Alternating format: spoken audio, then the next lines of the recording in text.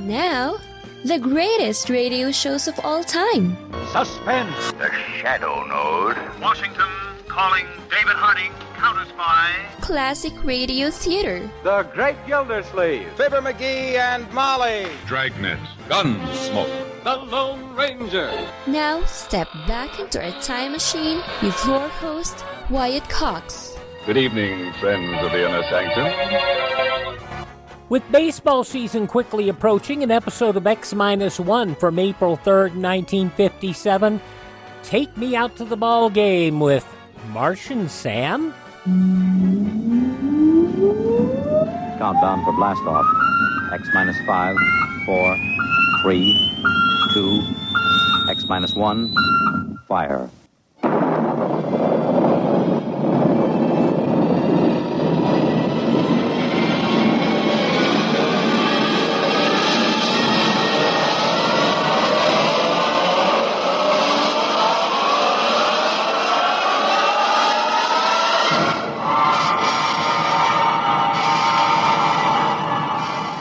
From the far horizons of the unknown come tales of new dimensions in time and space. These are stories of the future, adventures in which you'll live in a million, could be years, on 1,000 maybe worlds. The National Broadcasting Company, in cooperation with Galaxy Science Fiction Magazine, presents X minus 1.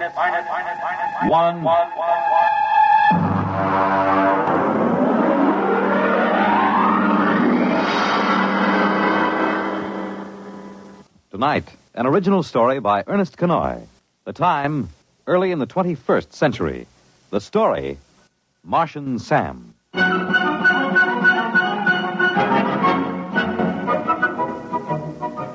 whole thing started the first day of spring training. I'd gotten into camp 2 or 3 days before and started to loosen up a little.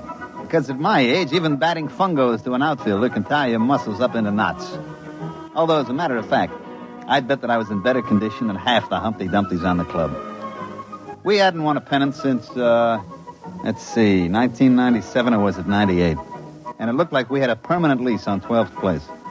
The Los Angeles Dodgers were in pretty sad shape, and that's the honest truth. I was standing behind the batting cage watching a couple of kids from our Tokyo farm team when Tommy Watson from the New York Times Tribune News caught me by the elbow. Hi, Joe. Well, how does it look this spring? Well, Tommy, the club has been considerably improved. Mm-hmm. Several of the youngsters are ready to deliver this year, and, of course, we expect sterling performances from our veterans. Is that what you want? Oh, come on now, Joe, come off it. Has old man Castle loosened up enough to buy a catcher? Not that I know of. Well, how about a left-handed pitcher? Well, they're those 2 boys from Tokyo. Oh, come on, they couldn't throw a cream puff across the dining room table. Well, how does it feel to be first base coach for a team that'll clinch last place by July 4th? You're very kind, Tommy. Very kind. I just hate to see that old tightwad Castle run this club into the ground. I remember my father used to tell me about the times way back, when they were still in Brooklyn. And I can remember going down to Robinson Stadium when I was a kid to watch doubleheaders with the Denver Giants. Now look at them. A bunch of overage bums and a few kids who could hardly make the high school team. And all Castle's money goes to buy sports rockets for that screwball son of his. Oh, Joe, baseball isn't what it used to be.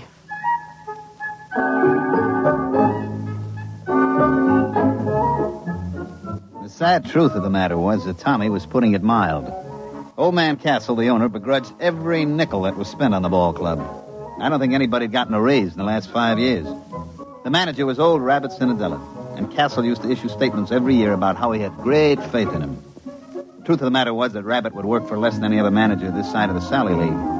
You'll see what I mean when I tell you that the club traveled in an old four-jet Strato rocket like some barnstorming semi-pro team. I was in the locker room looking down at my feet to avoid looking around that were passed for ball players on this Los Angeles Dodgers when Rabbit came up to me. Joe. Yeah? Get your pants on and go into the office. Oh, what's the matter? Never mind. Come on. Okay. Listen, Rabbit, what are we going to do about a left-handed pitcher? Later. Joe, I had an idea. I thought we could take one of the right-handers and sew the letter backwards across his shirt, and maybe that'd fool the other club. Yeah. Come on inside. Or maybe we ought to disguise Iron Mike, the batting practice robot. All right, that's enough. Joe, the old man's dead. What? I said he's dead, old man Castle. Heart attack. I figured we had him scared so he'd loosen up a little dough for players, and then he goes and does this to us. Can't trust nobody. Well, who gets the club? His son. What, you mean Whistling Willie Castle, the Jetstream playboy? That's who. But he doesn't know anything about a ball He club. doesn't have to. Old man Castle owns 72% of the stock. And it all goes to Willie. Well, what's going to happen? Beats me. Probably sell us all out and buy a new rocket. Is he here? It was in the Earth-Moon small boat race when it happened. They got a message to him when he hit the direct beam off Lunaport. He could have landed and taken the shuttle back and made it in one day. But he was leading in the race, so he just kept going. He's due in a couple hours. You think you can get him to go for a left-handed pitcher? I don't know. We'll have to try.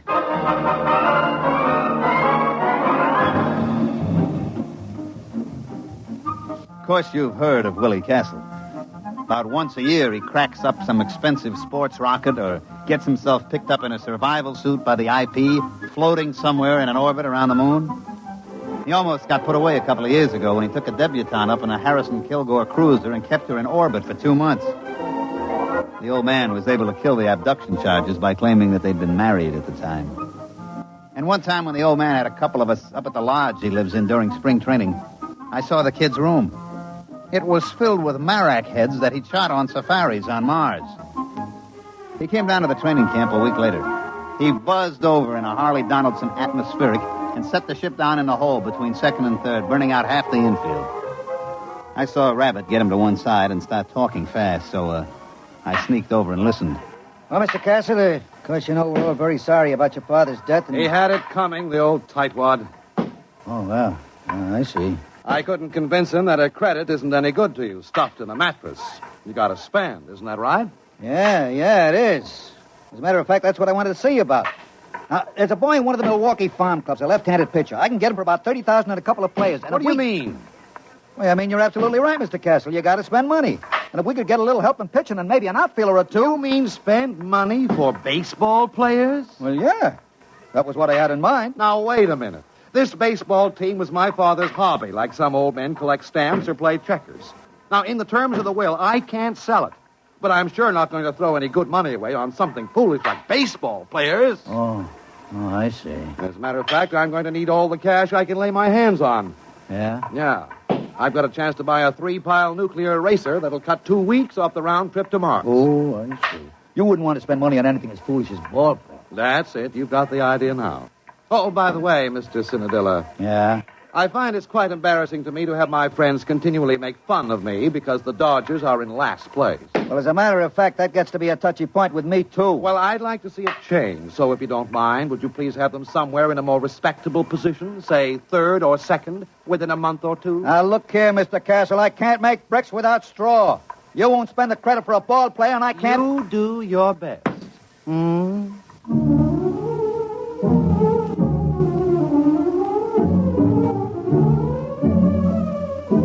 Well, after that interview with the new owner, Rabbit went out and tied one on, and I had to run the ball club for 2 days till we got him straightened out. But I can't say as I blamed him. We won one game in the Grapefruit League. We played the Jacksonville high school team and squeaked out a 13-12 victory. What the Yankees and Braves did to us, I'd rather not say. We opened the season at home, and a mediocre pitcher for Pittsburgh threw a no-hitter at us. Actually, that's not quite accurate. The truth is he just pitched, and we didn't hit anything. We lost 10 straight from opening day, and we didn't lose on the 11th day because it rained. Rabbit and me piled into his 97 copter and flew out to the Castle Estate up near Arrowhead.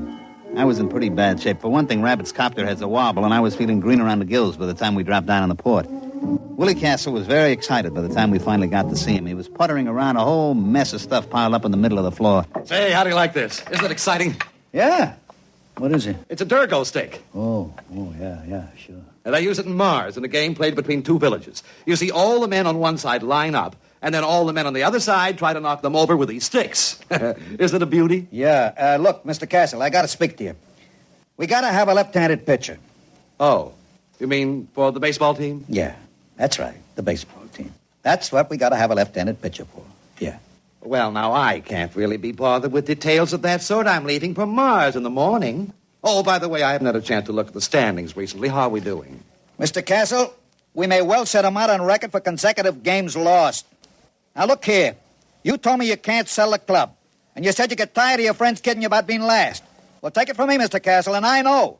Unless we get some ball players on that club, It's going to be last for the next 22 years. Now, look here, Cinderella, I know you can fire me, but I don't care who you hire as manager. Unless you get him a left-handed pitcher and a couple of other players, that club is going to stay last. Oh, well, then I'll see what I can do. Don't worry about it. What do you mean, don't worry about it? I got to go out there every day and try to make those bums go through the motions. Now, look, I really have to pack. And besides, I'm expecting a new shipment of equipment from Aberfitch and Combi. Now, just don't worry about it. I'll think of something. Goodbye. April 3rd, 1957, Martian Sam on Classic Radio Theater with Wyatt Cox. Classic Radio Theater with Wyatt Cox, X-1, Martian Sam, May 3rd, 1957.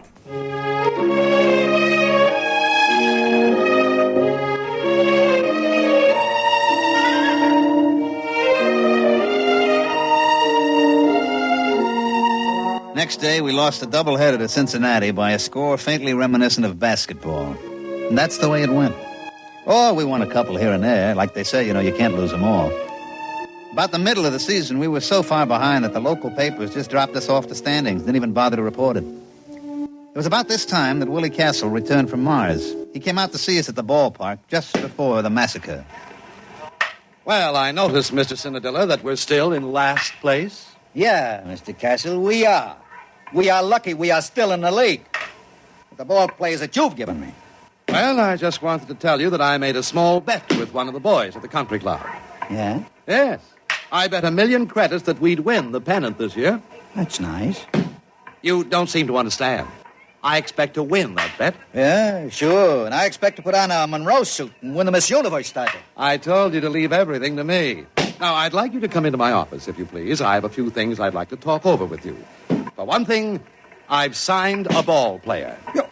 You what? Oh, look here, Mr. Castle. This I got to complain about. My contract is clear. No ball player gets signed without my okay. Just come into my office, please. I'll explain everything.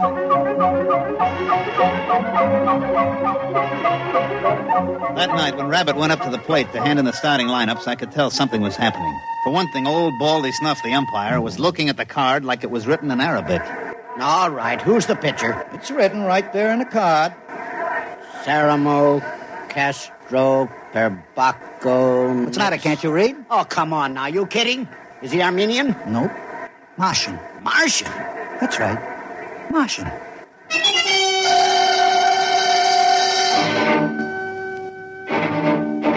Of course, the riot didn't really start until our pitcher got out on the mound. Fred Kurtz, the Milwaukee manager, came running out like he'd been shot from a jet.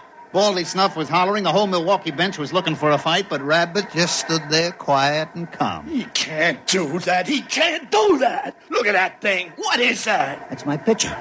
We call him Sam. But you can't play with that. That ain't a ball player. That isn't even a human being. What are you trying to pull, Rabbit? Listen, I got my rights. I sign them legal. Here's the contract. But now look here, Rabbit. You can't get away with that. That thing's only about 2 feet high. 18 inches, as a matter of fact. But how's he gonna pitch? He hasn't even got any arms. Sure he has. He's got it curled up. Hey, Sam, wind up. But that arm, it's 32 feet long. That ain't legal. You gonna let him get away with that? Oh, there's one other thing. On the end of that arm, look, you see? That's his eye. Rabbit, I'm gonna punch you right in the nose. Now, take it easy, Kurtz. Take it easy. Look, I got the papers all here. I've got the United Nations Concordat with the Marshall Colonial Government, a Supreme Court decision in the case of Schultz versus Karawa, Kalpabo, Kalfitz, et al. It's legal. Any Martian citizen is entitled to the same legal rights and privileges as a citizen of Earth. And among those is the right to play ball in a national league. I protest again. I forfeit the game. Rabbit, I'm gonna punch you right in the nose.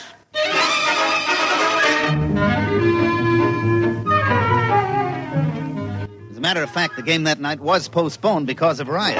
The next morning, everybody met in the commissioner's office, and sure enough, it was legal. Martian Sam, we come to call him, was a legally signed player for the Los Angeles Dodgers. I told you not to worry. I found Sam in a village just north of Marsport. He's a klugel hunter. A what? A klugel hunter. Klugels are fast little animals that run about 80 miles an hour, and the hunters go out and throw rocks at them and kill them. Sam's a klugel hunter. He ought to be a pretty good pitcher. How about the other clubs? What happens if they get klugel hunters? Oh, they won't. You see, it's basically contrary to Martian psychology. They won't ever leave their own villages. And how come Sam left? Well, it was an unfortunate accident, really. You see, when I first met him, I gave him a stick of chewing gum. Yeah? Well, he got hooked. What do you mean, hooked? Well, for Martians, the chicle seems to be habit-forming. Sam is a gum addict. Well, naturally, as soon as this was discovered, the traffic was prohibited.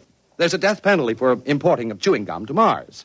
But it was too late for Sam, so he came out with me. You mean all we gotta do is keep him supplied with chewing gum? That's right. I told you I'd take care of it, didn't I? Now you've got your left-handed pitcher.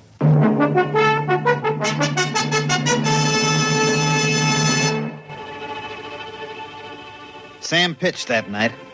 He struck out 27 batters, and we won 3-0. Horse Kelly, the catcher, had a little trouble at first, but he soon figured out how to get around it. He'd just hold his mitt up and close his eyes, and when he heard a thunk, he'd reach in and pull the ball out and throw it back to Sam.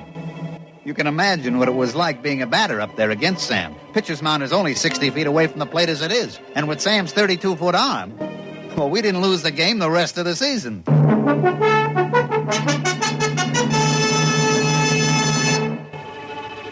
Of course, we started out so far behind that by the last game of the season, we were tied with the Milwaukees, and we were playing them at Milwaukee.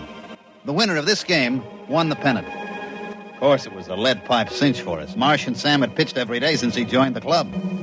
He looked real cute out on the mound, standing 18 inches high in his little Dodgers uniform and in that long 32-foot arm. We had taken a finished batting practice at Milwaukee County Stadium, and I was standing next to Willie Castle's box talking to him. Well, it looks like I won't have to be embarrassed about owning the Los Angeles Dodgers anymore, eh? That's right. With Sam pitching, that means we win the pennant and the series. Well, I think that's very nice. As a matter of fact, I'm thinking of taking the whole team on a barnstorming tour through Mars after the series is over. Hey, Joe! Oh, Mr. Castle. What's the matter? It's Sam. Sam! What's the matter? Is anything wrong with him? Did he get his chewing gum? Yeah, he got his chewing gum, but he's just lying on the floor in the locker room moaning. He is? We better get a doctor. Yeah, and all those scales keep falling off him. Oh, no. What's the matter? I know what it is. What? It's the molting season. All the scales will fall off. It'll take him a week to grow new scales. But he can pitch, can't he? No, he can't. Any violent movement would bring on great pain. Well, there goes the ball game. Martian Sam can't pitch. We're dead.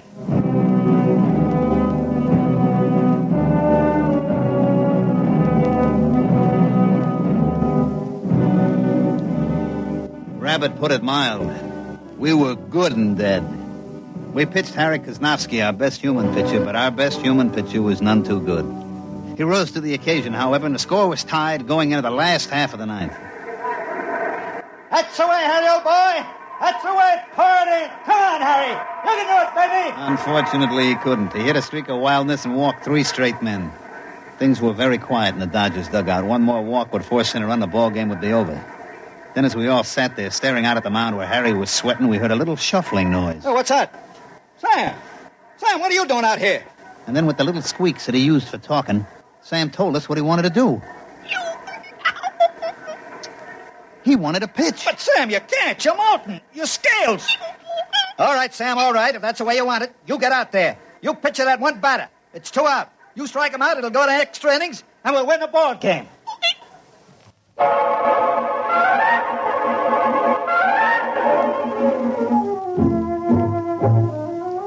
And so Martian Sam trudged out to the pitcher's mound, his tiny legs lagging with great pain. You could just tell the little guy was hurting bad. Now pitching for Los Angeles, Martian Sam. We knew that Sam could do it now. We only had to face one batter and we'd get our chance again. Horse threw the ball out to him and Sam stood there, his eye on the end of his 32-foot arm, blinking with pain. All right, batter up. Let's get a batter in there. The umpire called for the batter and nobody came out of the Milwaukee dugout. Hey, come on, let's go. Hey, Kurtz, get a man up in there. What's the matter, Baldy? Let's get a batter in there. You're delaying the game. What do you mean I'm delaying the game? You get a batter up there. But I got a batter up there. What do you mean? There's nobody in the batter's box. Baldy, I got a contract here for you to read. What are you talking about? Here. Read it.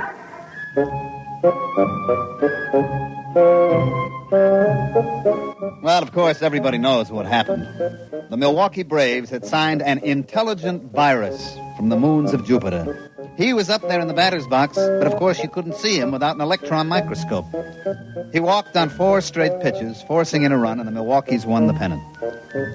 But like I say, that's baseball. You can't win them all.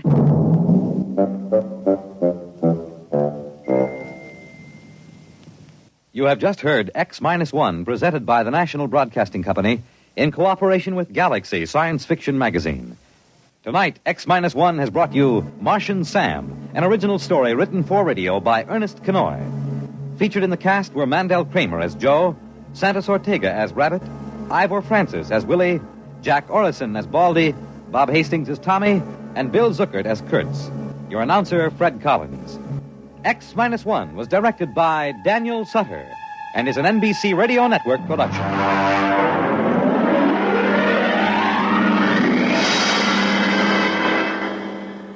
April 5th, 1957, X-1 on Classic Radio Theater with Wyatt Cox. John Dehner and Have Gun Will Travel follows these messages from your favorite radio station.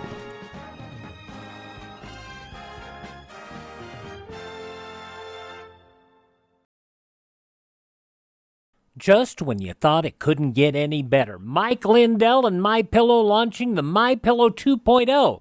Now, when Mike invented MyPillow, it had everything you could want in a pillow. Now, nearly 20 years later, he's discovered a new technology that makes MyPillow even better. Of course, the patented adjustable fill of the original MyPillow, but now with brand new fabric with a temperature-regulating thread, it's the softest, smoothest, and coolest pillow you'll ever own. Say goodbye to tossing and turning and flipping your pillow over in the middle of the night. And more great news on the MyPillow 2.0 buy one, get one free offer with my promo code Wyatt. MyPillow 2.0 is 100% made in the USA, 10-year warranty, 60-day money-back guarantee. Go to MyPillow.com, click on the radio podcast square to receive the MyPillow 2.0 buy one, get one free offer. Use my promo code Wyatt or call 1-800-928-4715.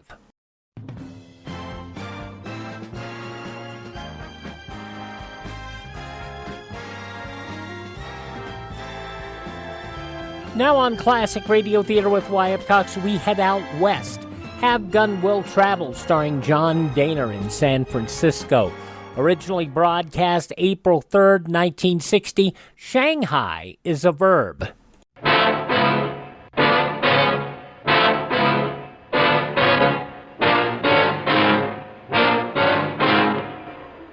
You just don't go to the Barbary Coast. You make arrangements. I've made mine. And I hope it'll save Hey Boy's life.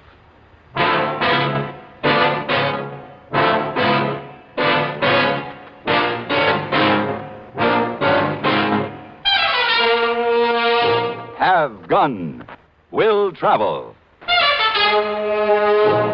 Starring Mr. John Dehner as Paladin.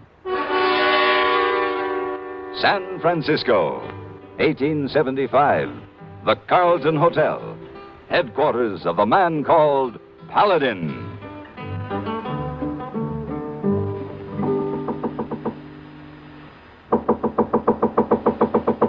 Come in, hey boy. The door's unlocked. It's not hey boy, Mr. Paladin. Oh, Miss Wong, good morning. Come in. Good morning. I bring paper and coffee. Thank you, Miss Wong. Why didn't Hey Boy bring them up? That boy's not come to work this morning.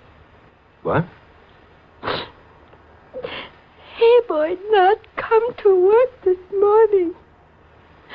It's Miss Wong's fault. We had a big argument last night. You mean he didn't come to work just because you had an argument? Maybe so. I don't know, Mr. Paladin. Miss Wong's very worried. Well, why don't you sit down and try to take hold of yourself? There. Now, do you want to tell me about it? Yes, sir. Hey, boy. All time say he going to marry Miss Wong someday, but he not say when. Mm-hmm. So last night, I tell him I wait no more. Oh. That I not want to see him again, ever. He was very angry. Walk away. Say nothing. Uh-huh. This morning, I see his uncle, and he said that Hey Boy not come home last night. Oh, Mr. Paladin, I'm very worried. Maybe something happened to him. No, I wouldn't fret about it, Miss Wong. I'm sure he's all right. Oh, Hey Boy very angry. I'll go talk to his uncle. Maybe he's heard from him by now. You find him, Mr. Paladin? I'll try, Miss Wong.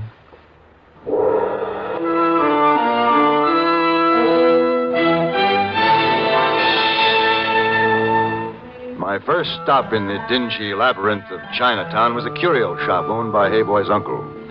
He was visibly upset and had no further word from his nephew. I promised him that I would do everything I could to find him. There was one man in Chinatown who might have the answer, Chung Wu. For want of a better description, he was called the mayor of Chinatown, but he was much more than that. Head of the House of Chung in America, related through marriage to the Wang, Chang, and Fong families, president of the Anliang Tong. And just to keep his hand in, he ran the biggest fan-tan parlor east of Canton. He was very important and very difficult to see. No! The Honorable Chung Wu is not in. He is never out. He sees no one. You'll see me. Keep your hand away from that panel. And you keep your hand away from that knife. How did you know? I've been here before. You must be You new. will put me to death by 1,000 torture. Who visits this humble establishment? Tis I, Chung, Paladin. Ah, Paladin, my friend.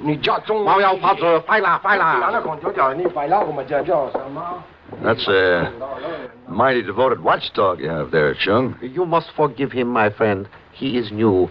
To him, all Americans look alike. They do. Well, don't be hard on him. He was just doing his job. Yes. Well, come in, Paladin. Come in. Thank you.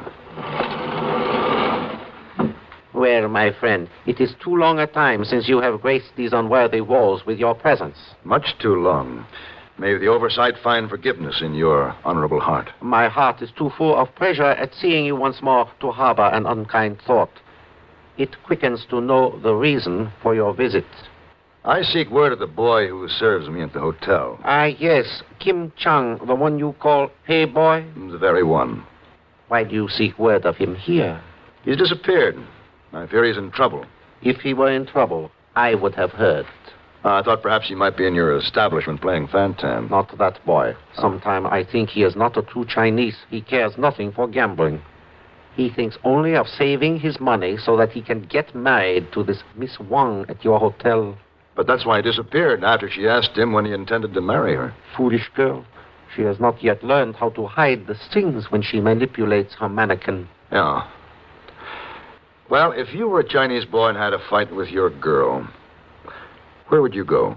If he were angry enough, our Incape would not have been strong enough for him. You mean he went out and got drunk? He might have. But if he did not do it here. Where then? If I were an angry Chinese boy who did not care for gambling and wanted to get really drunk, I might end up in the Barbary Coast.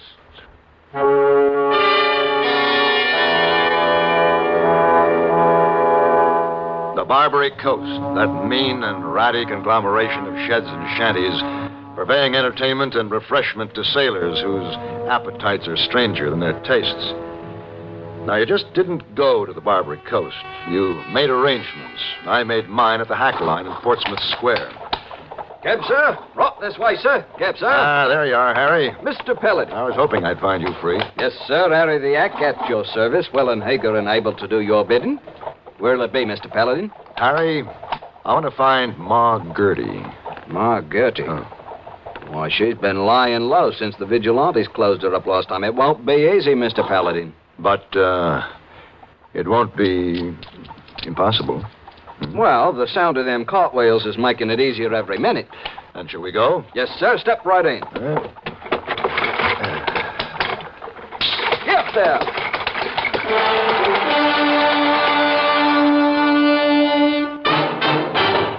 The conclusion of Have Gun Will Travel, April 3rd, 1960, when Classic Radio Theater with Wyatt Cox continues following these messages. Now on Classic Radio Theater with Wyatt Cox, the conclusion of Have Gun Will Travel, April 3rd, 1960. Shanghai is a verb.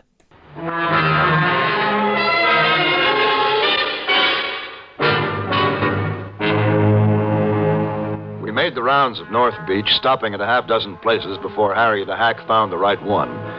It was a saloon built out over the water on a pier. It was called the Golden Fleece. I had a drink at the bar while Harry made arrangements. She's here, all right. Oh, where? In the back room.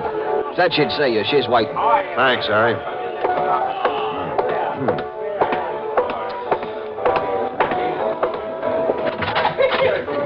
Well, Paladin, come in, come in. Thanks.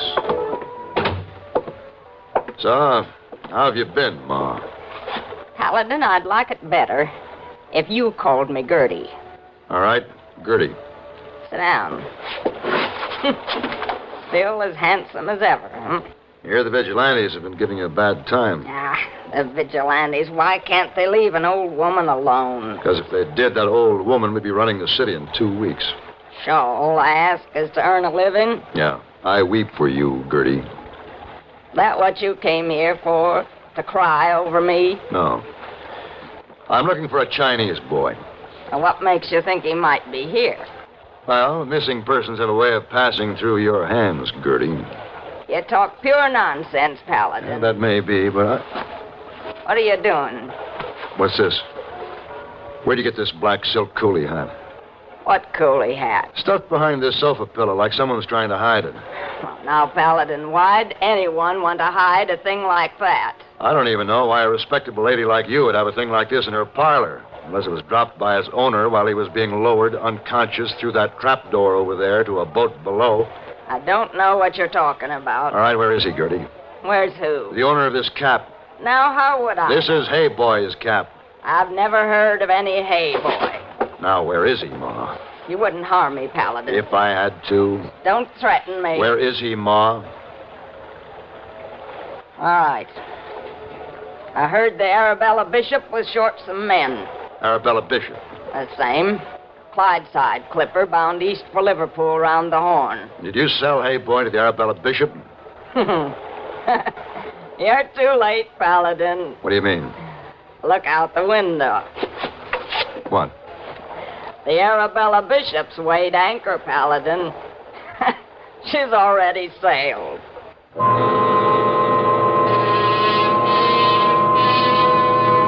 Hey Boy was shanghaied aboard the Arabella Bishop, and she was too far out in the bay for me to do anything about it. But if I couldn't intercept her by water, I could try to cut her off by land.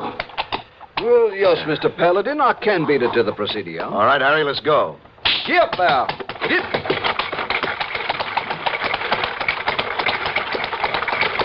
What are you figuring on doing, Mr. Paladin? Get that boy off the Arabella Bishop. How? That tub's a sail. There's a way. You know who's master of the Arabella? No. Captain Ford. And I mean a cutthroat ain't been born to sail the seas. Oh, yeah, I've heard of him. He ain't going to give up no crew hand to you without a fight. I think he will. And gladly. Yeah, keep trying, Nellie. Sorry, I can't push old Nellie any faster, Mr. Paladin. That's all right. Once we get over Russian Hill, we'll coast all the way out to the Presidio. And then what? I have friends in the Army, Harry. Yes, but for what you're aiming to do, you ought to have friends in the Navy. Look back there. Yes? You see, the Arabella Bishop, just beyond Yerba Buena. She's in irons. No wind. Now, look out toward the Golden Gate. Fog coming in. Exactly. By the time the Arabella Bishop gets out to the gate on the tide, we'll be waiting for her in the fog. We'll be waiting? Now, Harry, you're not going to abandon me, are you? No, only, how are we going to get out there? Walk? One thing at a time, my good Harry. Now that we're over the hump of Russian Hill, let's make all speed to the Army sutler on the Presidio.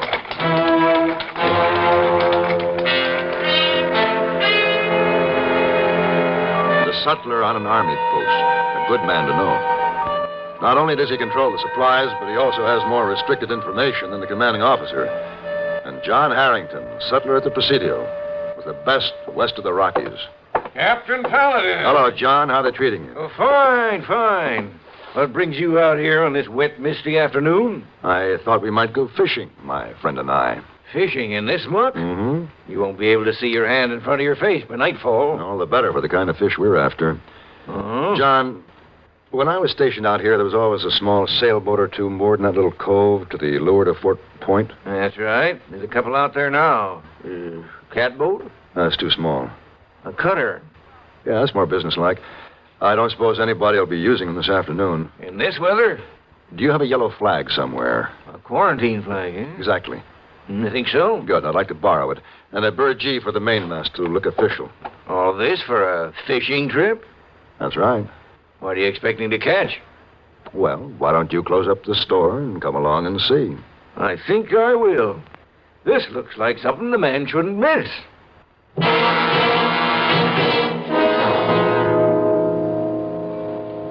With A Company guidons flying from the main and mizzen peaks and the yellow quarantine flag flapping at the main truck, the little pleasure cutter Daphne looked official enough to fool anyone in the late afternoon in a heavy fog. And that's just the way it was when we finally pushed off into the Golden Gate. We didn't have too much trouble finding the Arabella Bishop. She was picking her way down the bay like a lonely calf. Ahoy! Arabella Bishop! Ahoy!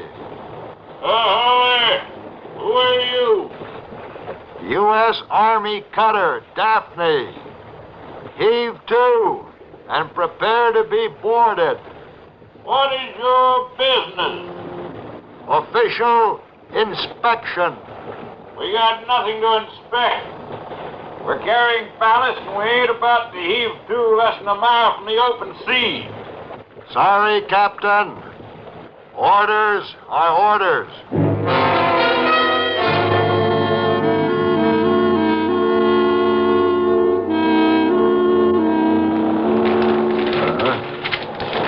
Well, your papers seem to be in order, Captain Forge. Of course they're in order.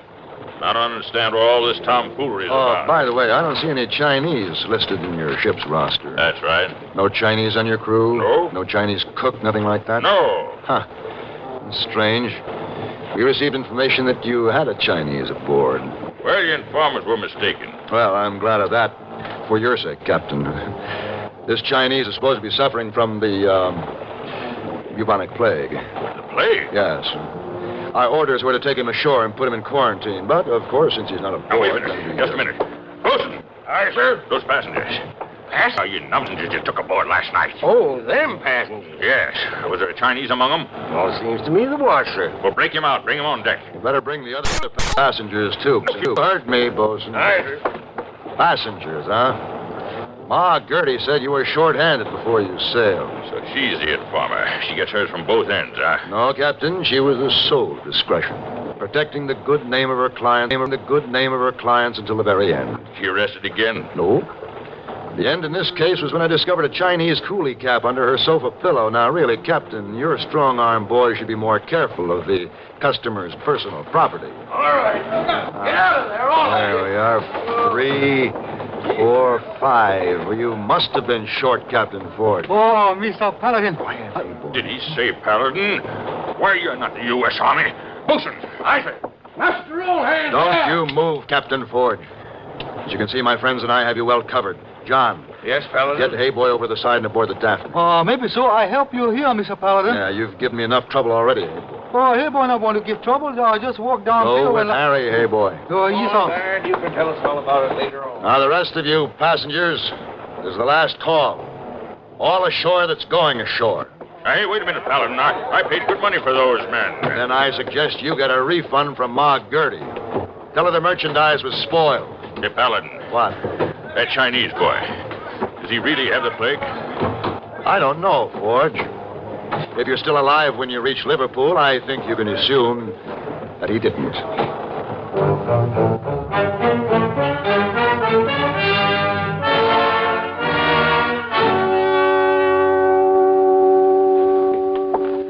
Mr. Paladin, I was not mad at all. Hey, boy, in matters of this sort, I don't feel it's disloyalty to the weaker sex to, stretch the truth.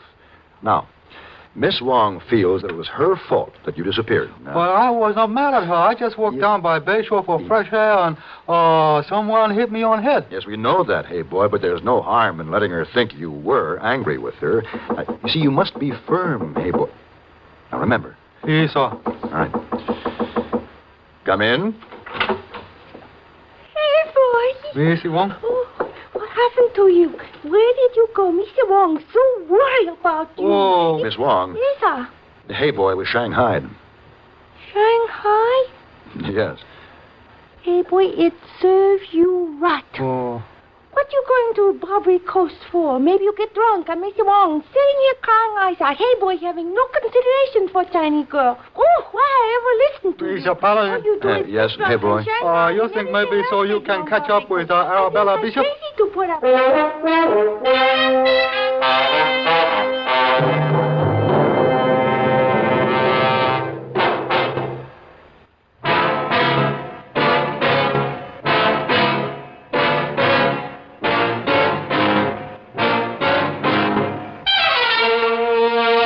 Have Gun, Will Travel.